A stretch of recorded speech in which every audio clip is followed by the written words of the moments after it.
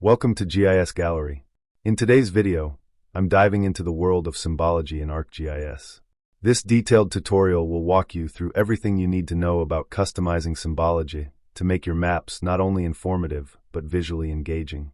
From simple symbols to advanced options, let's explore how to elevate your ArcGIS maps.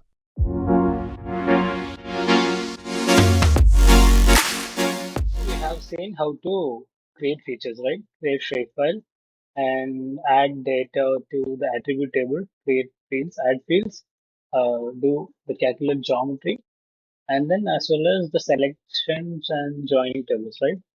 So if we have done that, and if we come to our attribute table, we will have the data that is like this. We have the name, and we have the data such as attribute data such as the population, area square kilometer, literacy rates, etc. So we'll have some data like this. We have done the features, the tags till now. Okay. Now let's see how we can apply symbology to this and then also enable labeling. Okay. So we know that in our contents toolbar with every features that we can just change our symbols from here, right? So if we have So in the contents, which with whatever layer we have, we also have its symbols. So if we just click a single click, we can just format whatever the symbols or whatever the shapes that we are using it to display, right? So all these comes under the symbology. Okay. So to take up symbology, what we need to do is we just to right click our data, right? On the contents toolbar, we just right click and then we have the option called symbology here. And if we click on symbology, we'll have an option like this, symbology open up. Okay. So basically, the first one, or the most common one that we are doing everywhere is the single symbol symbology, which is like the one that we have, like so by default mostly. So when we are working with data, this is the symbology that we have by default. It's a single symbol symbology where we can just change the symbol for every one of the data. So the same symbology will be applied for every data that we have. So if you come over to the symbology here, we have for the single symbol we have some symbols that is pre-populated or by default with ArcGIS Pro. So we have the 3D and we have the 2D data or 2D kind of symbology. Okay. So we have just the colors without any borders. And then we have colors with borders enabled. And then we have the shadings. We have a cross hatch. We have shading lines, with symbology like this. We have shading for, and then we see water lines. Okay.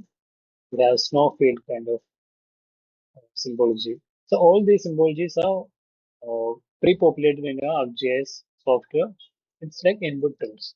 Okay. So that is single symbol symbology, which means a single, the same symbols or shading will be applied to every one of your data. Okay. And if we click on the drop down here, that's a primary symbology, we have options called, we have different options.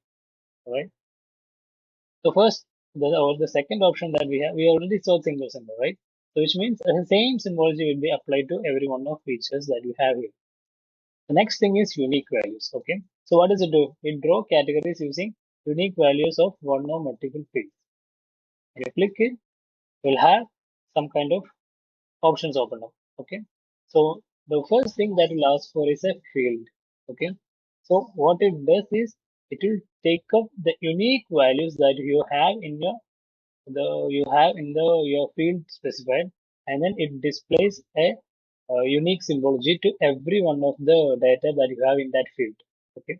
For example, when I'm selecting the district name here, it shows up or it displays every one of the unique value that I have in that field. So in my district name field, I have data such as I have the different names of my districts, right? From Alapura to Wayanad.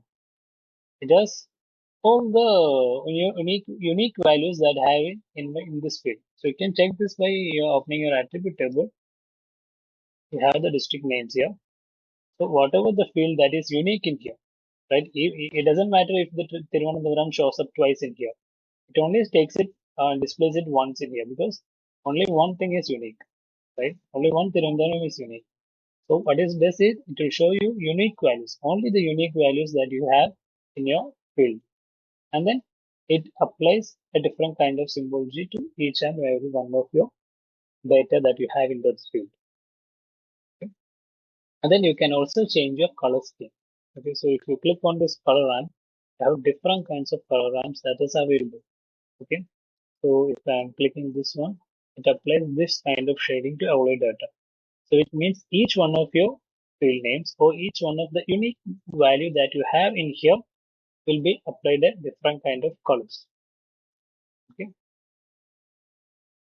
and if I'm looking something like, let me see, literacy rate, all those are numerical values, right? Okay. It also has 14 symbol classes. Yeah. So what it does is it takes up unique values that you that's in your field or the column name that you have specified, and it displays it here and then applies a unique kind of symbology to every one of those data. Correct? So that is unique values. So it's mostly used for data like text, right? So when it's not like it's something like of a unique value. You don't use it for any numerical kind of fields. Use it for mostly the fields like text fields and wherever there's a unique kind of values happening in your fields. And you can also see it here. It says symbolize your layer by category. So it's something like categories, right? So each one of these names is a category. And then we have something called symbolize your layer by quantity. Quantity means it's kind of numerical in nature. So all the other or all these symbologies that are in here is used to display your numerical data. Okay. So for example, if I'm selecting graduated colors, you can see what happens here. It kind of applies just as the name said, graduated colors. So it takes up shades of a color to display your data. Okay. So I have a field name here, right? So I can, so if you click here, you can see that it doesn't show or it doesn't display all your data. It doesn't display all your data. So what kind of data does it display? It only displays the numerical kind of data, right? So that's the graduated colors. So all these symbology is used to display your numerical kind of data, and that like the area square kilometer, the sex ratio, the shape, length, shape area, all these are numerical. So if I click on area square kilometer, and then I can define how many classes I need this to be classified. Okay. So if I am selecting something like 4 classes, it will actually display your class in 4. Then you can also change your color scheme also. So what kind of color scheme you can. So if I'm choosing this, it takes up this color scheme and different shades of this color scheme to display your data. So I can choose this one, right? So you have different kinds of shadings of color ramps available where you can display your data. Okay. Another thing in here is the method. So the method is like the method by which the those classes are divided. So you have different methods here, numerical breaks. So these are non-uniform distributions, and we have the quantile breaks. We have equal interval breaks. So this will break up your range of values in an equal intervals. And you have something called geometric interval, standard deviation. So all these are something like something is like normal distributed data. So all these are different kinds of breakings where this you have the classes, right? So if I'm defining 4 classes, this method specifies how much or in how much varying these methods should be or these classings should be made. Then you have also the some option called manual endeavor. So you can just manually set your value. So if I so this value you can see.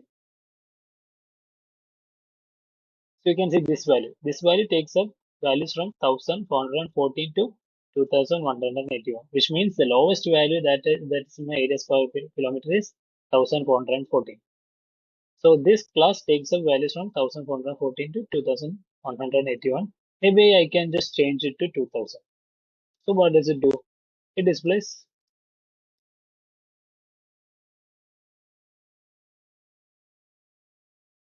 So what does it do? It displays every value that is below 2000.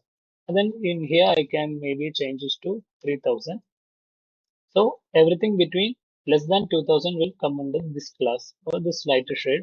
Everything between 2000 and 3000 will come under this shade, and everything between 3000 and something like I can give 4000 here will come under this shade, and everything greater than 4000 will come under this. So by graduated color symbology, we can choose a color shade, so shades of a color to represent your data, right? So if someone is looking at here, they can actually understand that, okay, so these two districts have some kind of data that is the highest, and these two districts have some kind of data that is the lowest. That's how it's used for, right? To represent or show your data to someone so that they can catch up the information that's in your data more easily, right? So that's what this symbology is used for. And similarly, we also have something called bivariate colors. It's something like you can display two kinds of data at the same time. So I can set field one and then field two, and then I can set the color schemes here. So if you come over to this symbol GK, this contents here, you can see. So the pink color is used to display my areas per kilometer, and the blue color is used to display the sex ratio. So I can get like in a single symbol G, I can get how these two varies or these two values vary. Okay, so when the area sex ratio and the area square kilometer is the lowest, I can have this kind of symbol G, and when area square kilometer and sex ratio is the highest, I have the shade, darkest shade.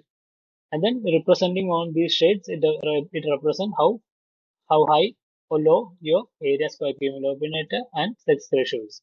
So this kind of symbology can be used to display two kinds of data and how they vary with each other at the same time, right? So that is bivariate colors. And then you have something called graduated colors. It's something like graduated symbols. Okay, so this one shade takes, so in the graduated colors, we had different shades of color to represent your data, right? In the graduated symbols, it displays your data by the size of the symbol that it represents. Okay. So if I'm taking, okay, I'll take this for areas per kilometer, right? And in here also, we can define how your classes are break. And in here, you can also set how many classes you want. So if I'm taking 4 classes, and then you can set the minimum and then the maximum sizes of the symbols. Okay, so what this does is it actually divides your data into 4 classes just the same as before, but the difference here is it is like instead of the shades of color, this symbology takes up the size of the symbol that it shows. You can actually change the symbol from here. Okay, so we have different symbols here. So if I'm taking this, maybe I'll just take this hexagon shape here. So it can represent your data by these symbols.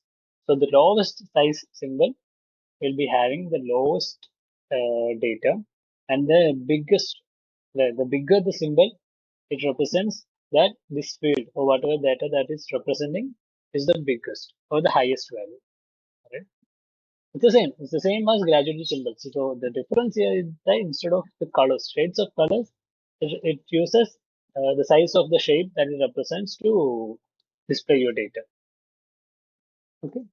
So you can also specify the smallest point, the size of the smallest point. You can also change the size of the bigger point. So you can just represent how whatever your data is using the size of the symbols that we have here. And similarly, we have the proportional symbols. So in here, it takes up, it doesn't have the different kinds of classes. Okay, it doesn't have any classes. So each of these symbols will be different size. So in the graduated symbols, we can see. So we only have, so how many classes we said? We only have that much size images. So if I'm setting 4 classes, every one of these symbols, right? It will be belong to each any of these category, right? Of these 4 sizes. But in the case of proportional symbols, every one of these points will be of a different size. Right? So if I'm setting the areas per kilometer field here, right? And then I can set the minimum size.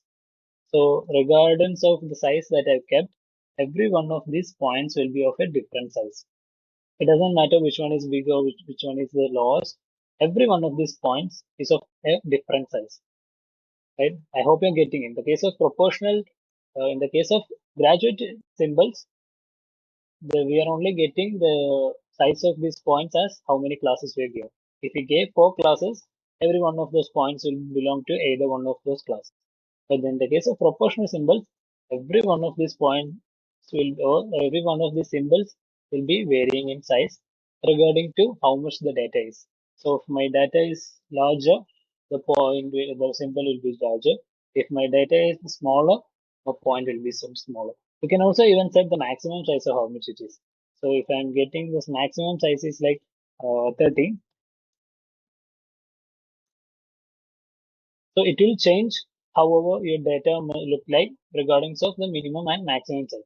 So if I'm in, so this case is when I'm enabling the maximum size. So you can set the maximum size, you can set the minimum size, and then whatever the symbols in between will be changed up to however your minimum and maximum size will be looking like. Okay. So that is the proportional symbols which will by which every one of your data or every one of the symbols will have the different size regarding to however your data is looking like. So if I'm giving something like sex ratio, it will be looking that different. Yeah, so we have the proportional symbols and we also have another kind of symbology which is called dot density. Alright, so what dot density does is take data is okay. So what dot density does is like it represents your data by dots, right? So if you go to one polygon and if you count out how many points it falls inside this polygon, that's how the data is represented by how many points you have. So how this does is like the density of the points. So if you have more points falling inside your polygon, it means that you have the more data there, and you have lesser number of points inside the polygon, which means you have less kind of points. Okay, so I don't think this symbology is representing my data here correctly because there isn't much difference between this data. So when there is a big difference would be data. So if I had really less values in this restricted, it will be having like 1 or 2 points. And if I had really large value for this restricted, it will have many number of points. Okay. And then what you can change here is you can actually set the dot size of each point. Okay. You can set the dot size and then also you can auto adjust. So in here my dot value is 100, so which means one dot represents 100 of my area square kilometer. Okay, so if I check over to my attribute table, yeah, so if area square kilometer is 2192, then one dot will be representing, if you divide by 100, it will be representing 21, right? 21.92 kind of data. So that is how this symbology does. And I can also option here, which is auto adjust dot value to maintain density. So if I enable that, it kind of, I don't think it did anything. It's just the same. Yeah. Then we have another symbology which is called charts. So you can just represent your data as a chart. So if I'm checking in 6 areas per kilometer, you can actually represent your data as a bar graph here. Okay. And then I can set the chart type. Yeah, we have a bar chart here. Or I can set it as a pie chart, or I can set it as a star chart, right? And the other thing is like I can actually represent two fields here. So if I'm selecting sex ratio here, I can actually represent my uh, area square kilometers as the green bar graph, and then I have the sex ratio as this kind of violet bar graph.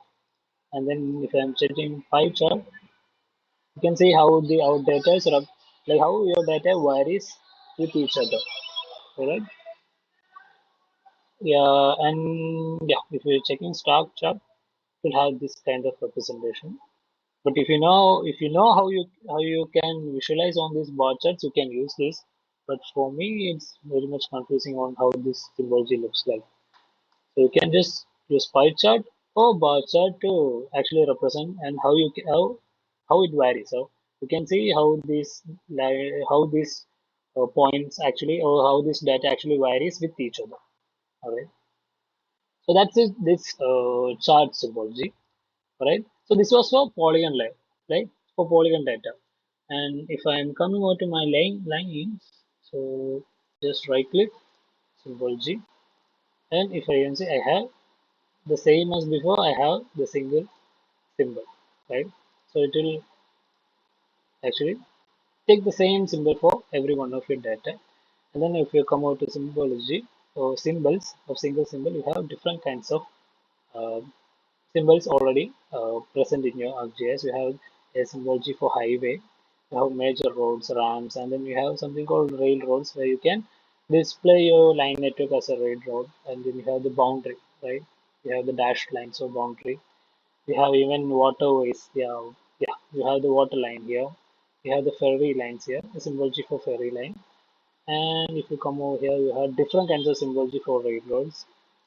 You have different kinds of symbology for your boundary, and you even have yeah arrows like arrows at end or arrows at start, arrows in the middle. So it matters on how you want to represent your line data, or how your line data should be represented.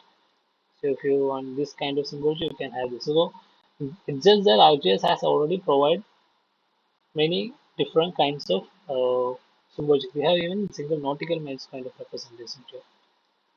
So we have different kinds of single symbology. And when you come over here, unique values, you can actually set different kinds of values for your data. So if I'm looking on learn, I have three different kinds of data, right? And then you can use the graduated colors here. So it will actually take the color, right, to represent your data. So which means this line has the highest or the biggest length. So I have taken the field length. So which means the longest is this darker red and the shortest is this lighter yellow, right? So that is the graduated color. The same here, we have the bivariate colors, we have the graduated symbols. So in here, your so in the last time it was taking a single symbol, right? In here, it will be taking something like, so let me say, change the color from here. Only properties,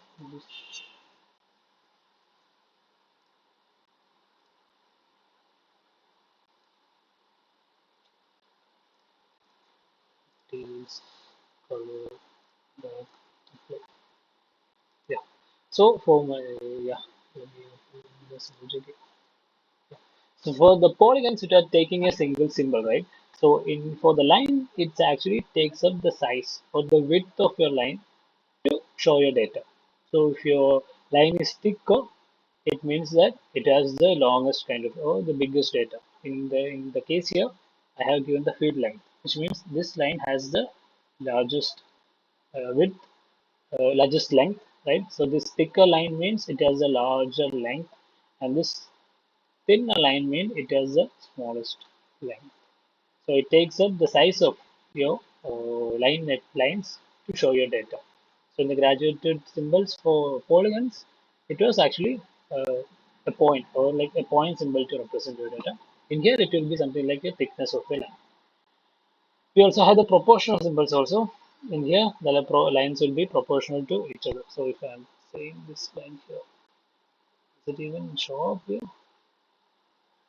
So I can set the minimum size as 2 point and I can set the maximum size as, let me see, 5. Okay. So regarding to how your minimum and the maximum size is, it also changes the size of your other uh, thickness lines also, right? Same as last time, and you have also charts here. So I'm setting the chart, and I'm setting length here, and then setting the yeah. So this type of representation it will be showing for your line data. I don't think it's necessary this kind of symbols, right? So that was for line. And if I'm checking out to my points, so I'm checking the symbology here. we have the same single symbol, and if you're clicking on the symbols, you have the different kinds of. Okay, I haven't shown how you can change the colors, right? So if you click on your symbols, you have the gallery here, right? So like you can change the different kinds of symbols from your ArcGIS gallery. All right. However, if you switch off this properties tab, you can actually change the different kinds of symbols, right? If okay, so if I'm checking this circle, right? So represent my data, I can actually change other kinds of properties from my properties tab. Okay, the properties tab that is right next to gallery. So gallery shows all the by default point symbology, and in properties I can actually set the other symbols like the colors. I can set the colors of my data. I can set the outline color. So if I wanted any outline color for that, I can set that. I can also change the size. So if I want this to be smaller, I can set the size. And the color was too light. I can actually set the size for that, and I can actually set the outline width, right? So all those things I can change from here. I can also set a halo or a shadow kind of appearance. I can set the styles. I can set the effects. So I all those for formatting kind of options I can take from properties here. All right. So that is the single symbol symbology. Also, you have the unique values here. So you can just take up unique values for your data. So if I'm taking on unique, okay. And one other thing, guys. So if you're clicking on something in here, and if it's not getting populated here, you can just click on this one, okay. This button called Add All Values, which will actually take up all the values you have in your field and add them to your classes here.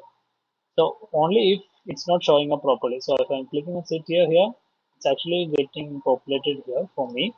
But if by chance it's not actually getting populated, you can just click on this uh, tool or this button here, which is called add all values, which will actually take up all the unique values that you have in your field and then add them to your values in here.